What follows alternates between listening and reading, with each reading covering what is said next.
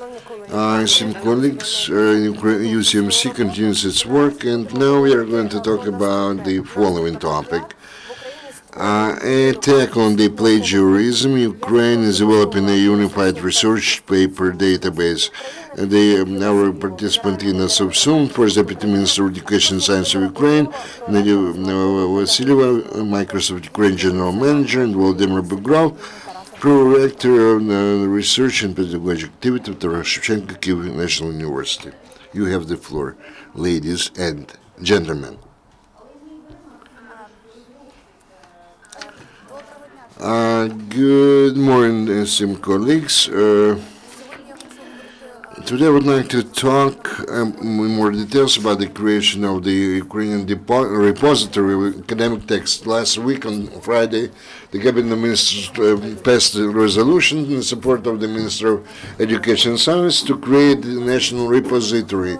Why it's important, how it's going to function, and how we actually came with that idea, or who helped us. We are going to discuss all those topics today. And in parallel to that, we would like to raise the problem. The plagiarism problem exists and is very powerful in Ukrainian education science. If we are going to talk specifically about higher education, sociological polls show that 90% of students in this or another way use the plagiarism. In some cases, can be conscious copying somebody's text. In some cases, they just download the papers from the internet. But in some cases, the problem is more complicated because sometimes students do not know that they are involved in plagiarism. This is logical. Research shows that 60% of students believe if they copy somebody else's text, but they change some words in the sentence, this is not any longer plagiarism.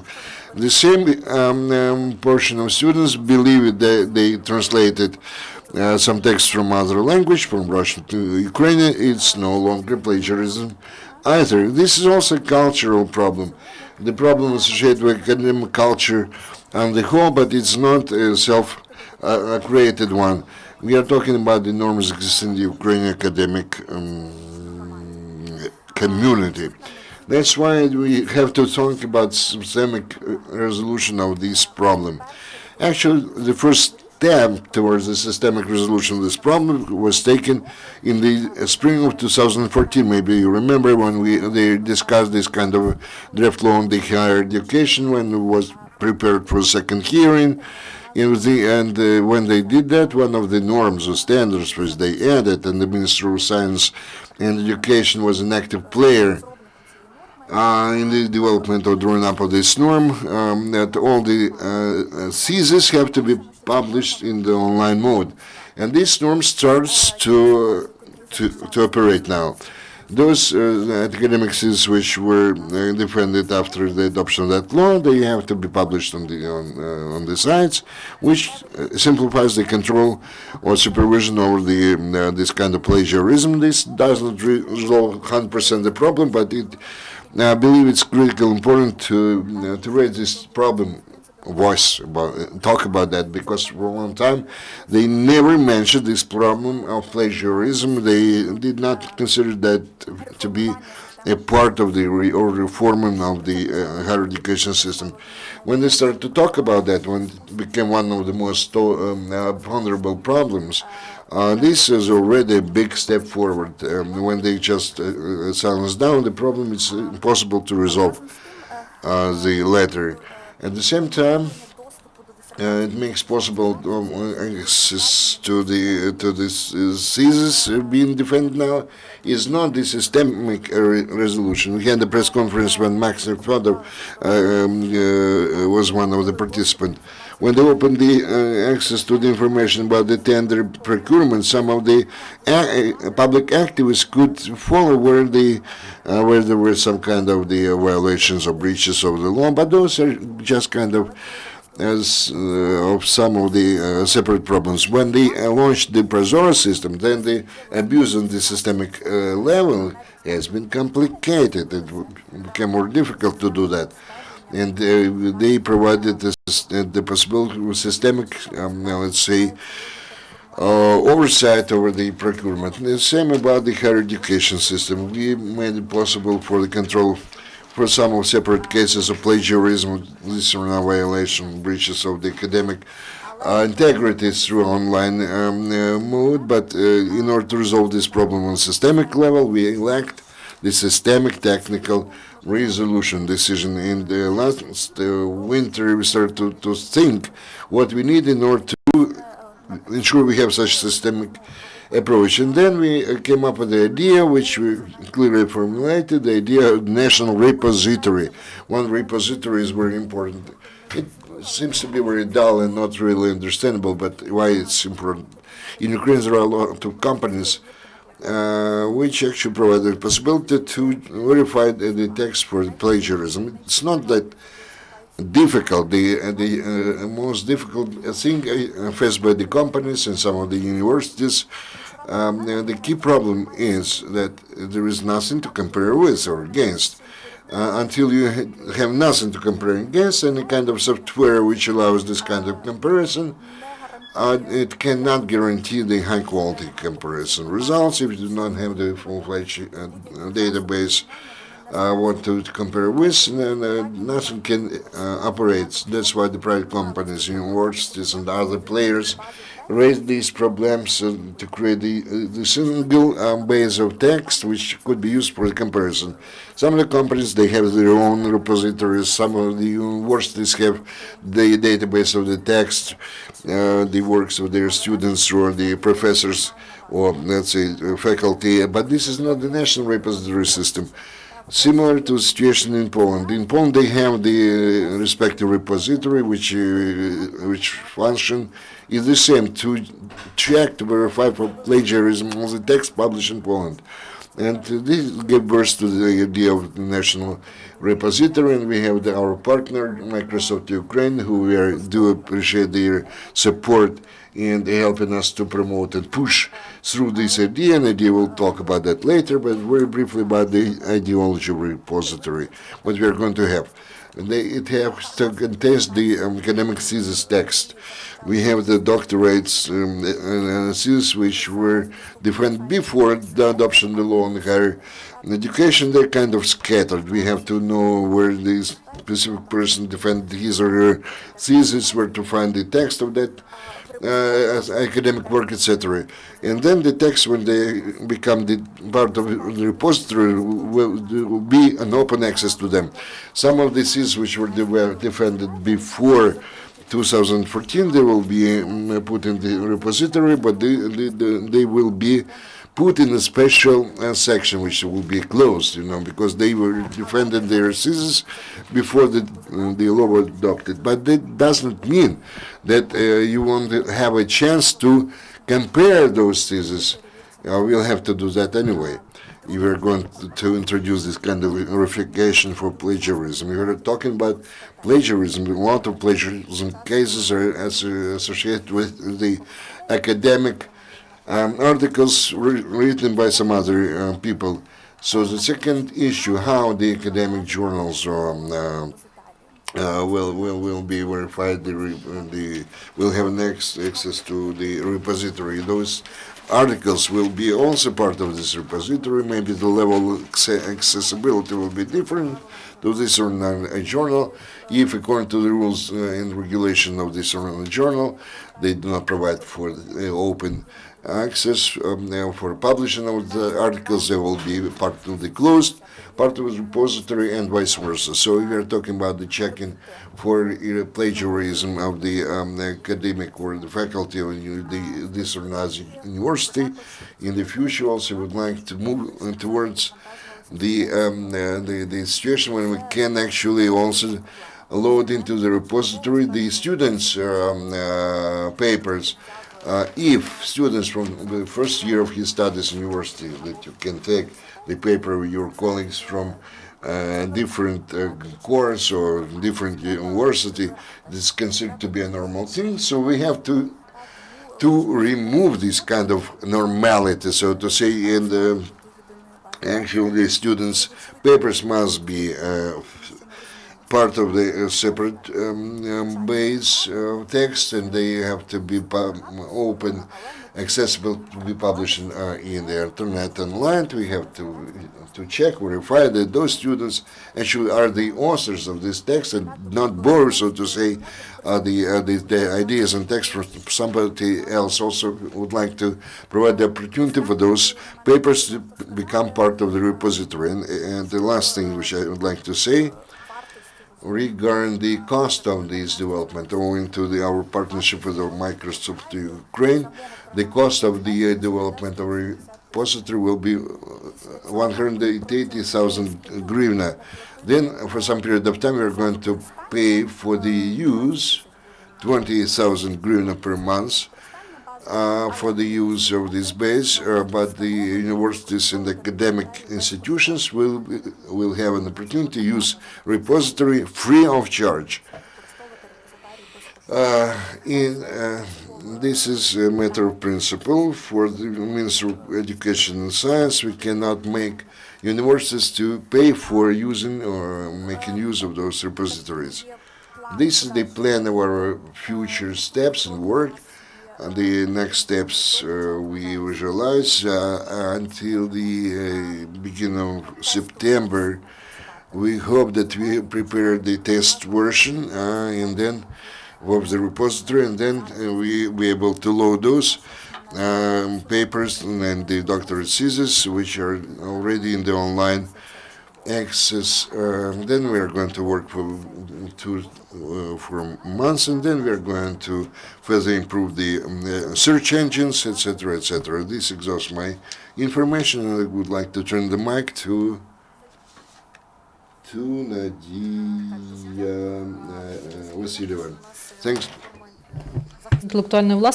So the reform of intellectual property protection starts with students start with education, because we should teach our children that we should respect the rights.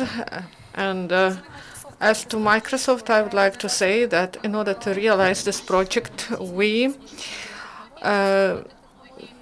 used cloud technologies. Why they are needed for this? Any IT solutions were introduced for years because infrastructure had to be built to calculate the capacities, to take decisions, and as of today, due to cloud technologies, it can be launched within days. Also, Microsoft, for the last 2.5 years, provide free assistance to the institutions. This is software 365 that helps to work together to publish scientific papers. This is provided for students for free. So Ina told us about it, that there are these solutions created together with the ministry and with our partner Smart Business that will cost some money, but connection to the solution, due to the fact that all this access to the system will be for free and the institutions can use it. So I would like to say about Fourth Industrial Revolution. You know that in Davos this year it was announced, and we should shift to clouds, to work with high technology.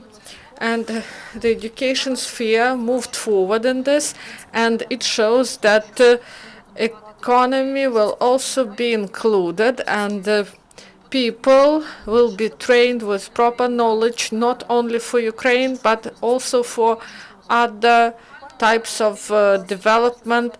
And I would like to tell you about this solution. As it was stated already, it will be used for thesis, for master's papers. Also, students will be involved in this. So, in the slide, what should we say about plagiarism? The main problem is low quality of culture and the quality of education is not improved because they republish and students get low level of education. So we should create a single database of papers on the basis of Microsoft Office 365 and Microsoft Azure with connection to the institutions, and that's why we provide a platform, and on this platform all the companies that provide solutions concerning plagiarism, they can work. So this is the broadening of opportunities that we have here in Ukraine. Speaking about tasks that will be solved in the framework of this project, we should say that here there will be not only the establishment of this platform to solve these issues, there will be the creation of the database of thesis and also the access to the educational institutions, also the training for administrators and for users. So at the initial stage, we will help with administering and moving forward additional program. There will be mobility, social network, and solving any tasks. So this will be the platform that will allow quick communication throughout Ukraine. Even if a person is outside Ukraine and he or she wants to verify something, they can do it through phone, through tablets, even if it's not a device of the person. For example, a person is in the airport and she or he wants to place some information, they can do it through any device to access to this platform.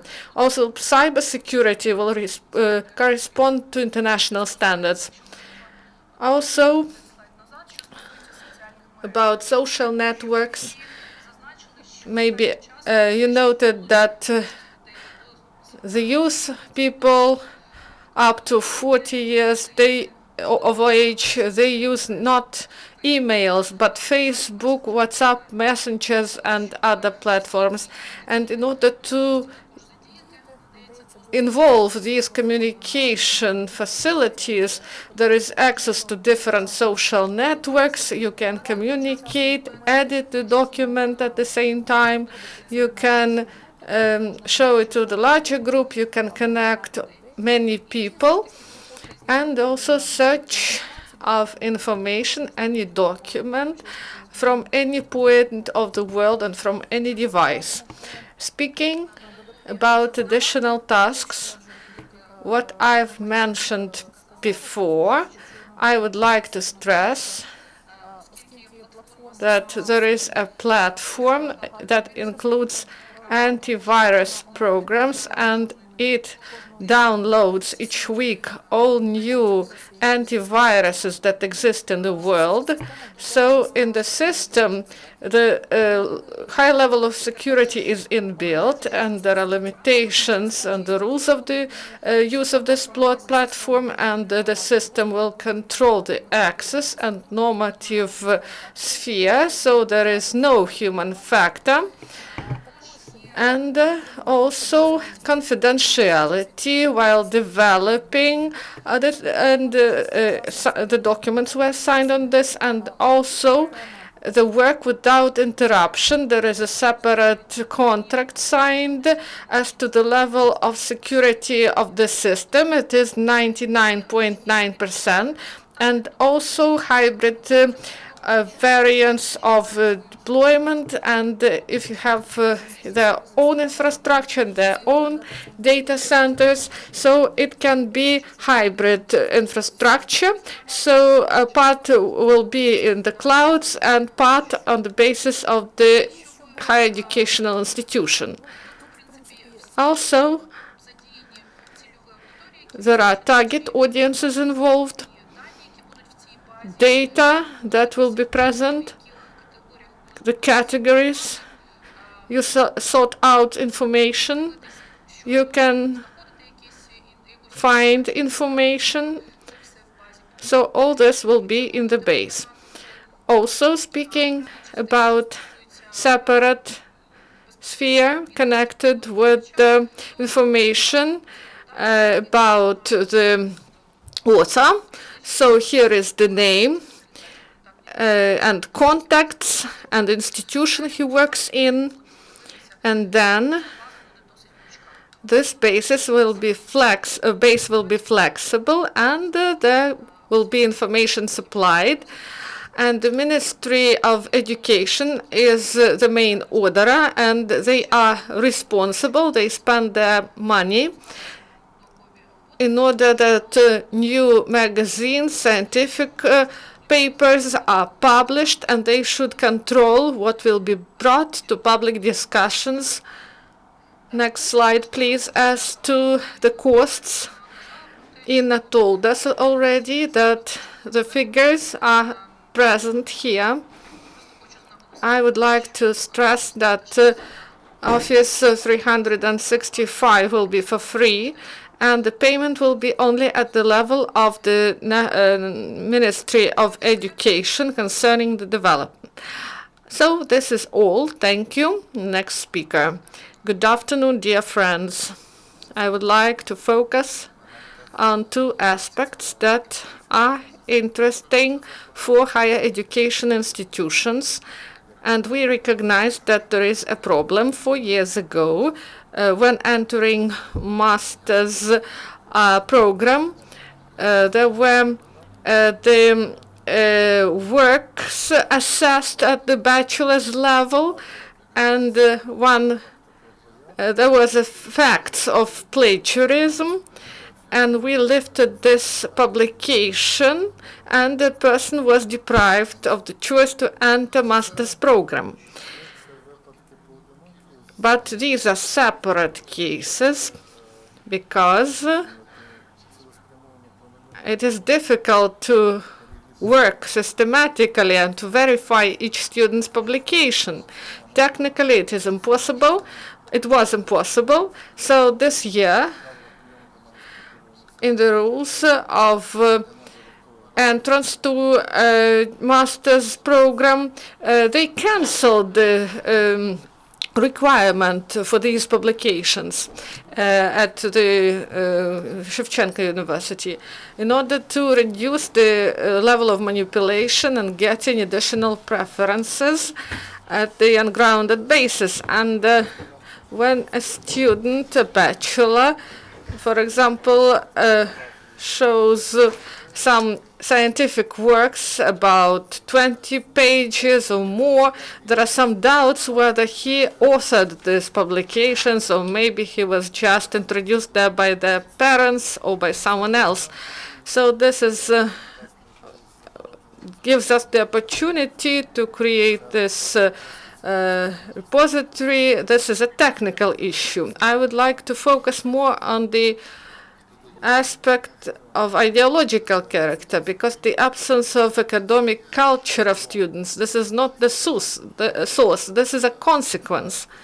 Because academic culture is formed starting from school, and we have two lyceums, one in the structure of the university, one is affiliated to the university, and we carry out a lot of research involving students, and the level of plagiarism among students of lyceums is high, and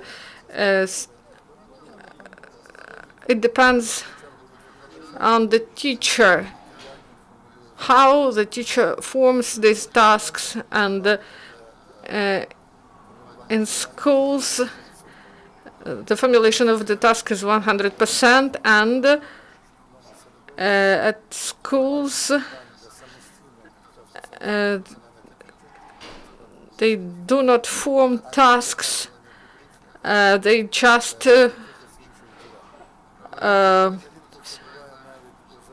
in some tasks that are used during students' contests, and also in the projects of the Small Academy of Science, and they try to we see that there are some people come to universities with formed ideology, and when they should work a paper, scientific paper, they just want to download it from the internet, and people without any effort do this. And in relation to this, the policy carried out by the ministry, we support this policy because this should be a comprehensive system of forming academic culture and counteract plagiarism. I will repeat, to counteract plagiarism at the level of doctor's thesis, it is too late. So people can be deprived of their titles, but unfortunately it's too late. And those people who have such culture and they give this culture to their student, they do not pay attention to this academic plagiarism. That's why we should solve this problem together. And we thank Microsoft company for support and also the ministry. And no one can do it by himself. So we should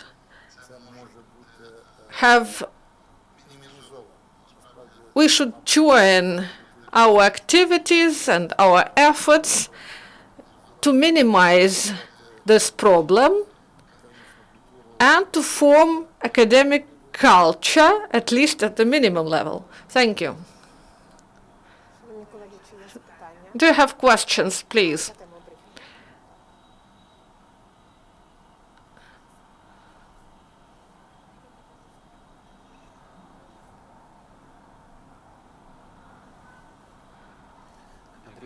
Andrei Megal. I was the worker of the Academy of Science. And will this system include the Academy of Science?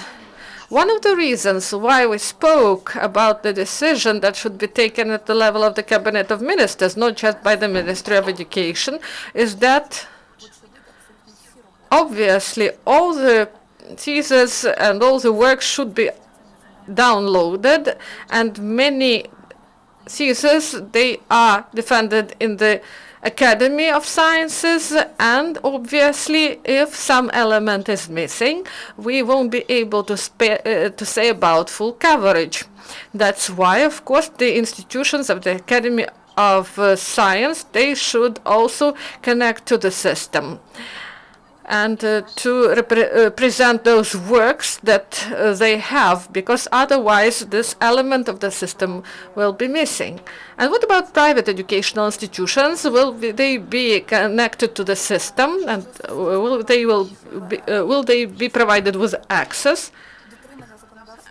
So in many institutions, private institutions, they adhere to the law less, and there are some good institutions, but some of them, they are just diploma mills, the factories that just produce diplomas.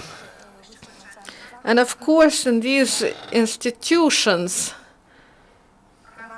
there are doctors' programs, and they will be obliged to upload these texts, otherwise this will violate the legislation and they could be deprived of their licenses in this case. Do you have other questions? Yemets Maria, UCMC.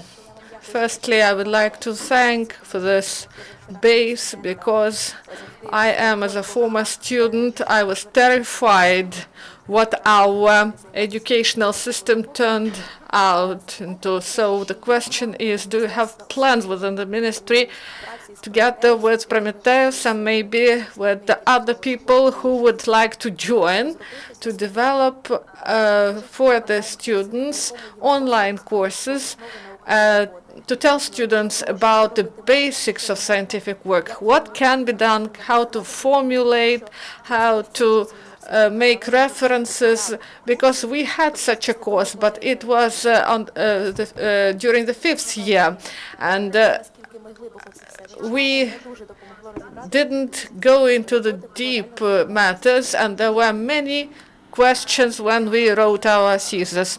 Thank you for your comment and for your question, and also about sharing your own experience. So the plagiarism is deeply rooted in our system.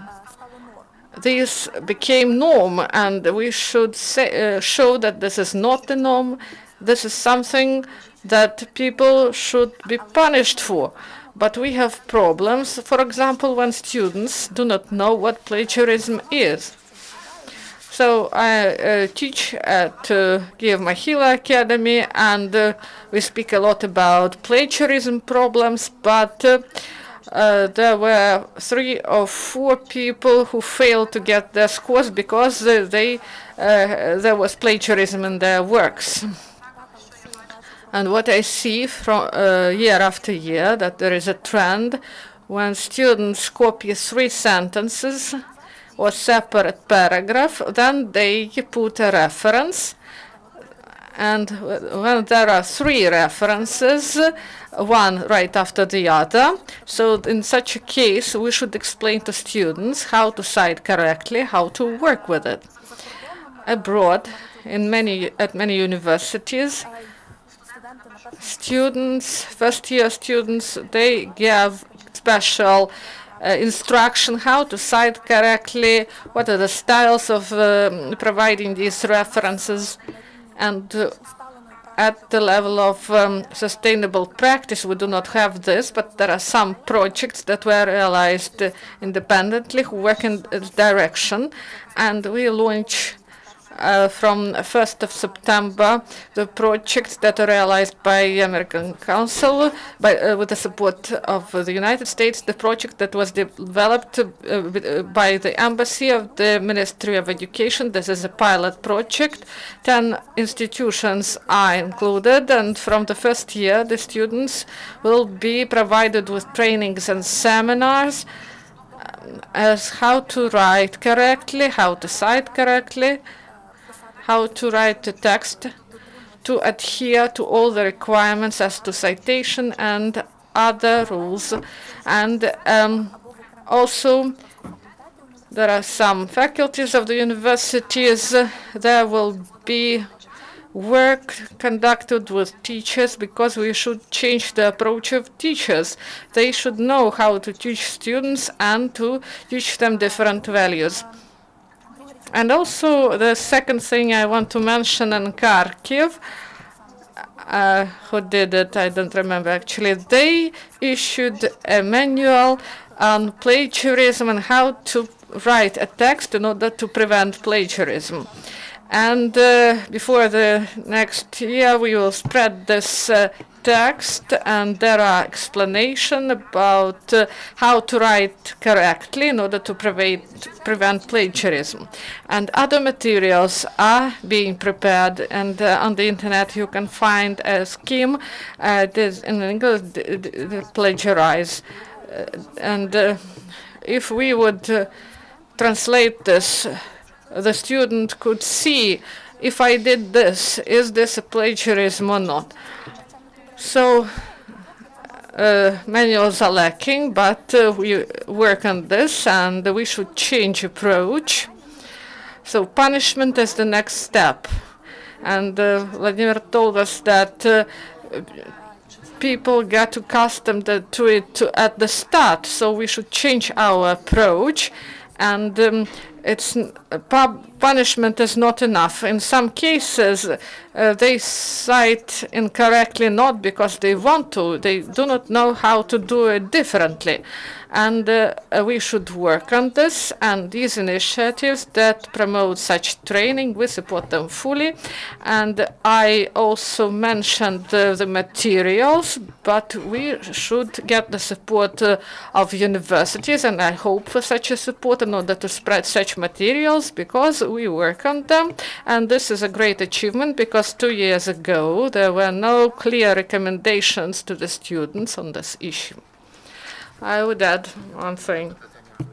I'm going to answer a question which you put earlier. We are partners with the professor, so we're going to approach Ivan Primachenko, who is the, let's say, postgraduate student of our university. Maybe we can introduce this course in our curriculum. I know that you referred to the special course, the research based on the intellectual property rights, which we studied in my institution. The first semester, the university studies course, but we have something in place already, so we are going to continue that work. My colleague reminds me that a similar course, we are working on that, not with the Prometheus, but a kind of a separate training course which will be accessible to the students with our partners from the United States. We are working on preparing this course. I'm sorry, we have time only for one question. Radio Anastasia, will be this kind of the verification for plagiarism a mandatory one, and do provide for some punishment for such cases? Well, today plagiarism is illegal, illegitimate. This is obvious. The problem is how to find the plagiarism cases, and also we do not have the necessary mechanism for finding out, and now let's say in the punishment for plagiarism. That's why the punishment was kind of only in a few cases before that. That's why there is a requirement, obvious requirement. The academic text is the intellectual property, and nobody has the right just to take your and steal your part of your text, like taking money from pocket, pickpockets. And that's and again, this problem existed because we didn't have any mechanism in place to make sure that somebody stole some text. So we are going to create some kind of systemic mechanism for revealing or finding out the cases of plagiarism. We are going to also take care of the anti-plagiarism programs or software. And this verification will be mandatory, at least in cases of defense while defending the academic thesis or doctorates, and we are going to take care of this kind of verifications through the specific mechanisms which are going to be approved by the state. If you find out the plagiarism in the doctorates or thesis, the thesis will not be allowed to be defended. When the university write that there is no plagiarism portions, but very often this is not really verified. Sometimes they do not want, sometimes they just cannot do that. Yeah, especially we're talking about the journals which are in closed access, to which are kind of unopened. So to say that it's very difficult to draw up a legal mechanism to be used after the verification, which can be used after the verification of plagiarism cases in order to introduce some kind of punishment for such cases. We have to create some kind of necessary factors. In some cases, we still need the let's say the peer-to-peer verification. If you're talking about some kind of text on 2 pages, we do not need some additional subjective assessment or academic council meetings in order to find out that the texts are identical. So our task is to decrease the subjective impact, and punishment is not provided, yes, because it's only in rare cases we can talk about some punishment. Esteemed colleagues, this is the end of our briefing. We would like to wish you every success in your endeavors, and hopefully we'll see you next time in the near future after the launching of this project. Thank you very much. Our next briefing will take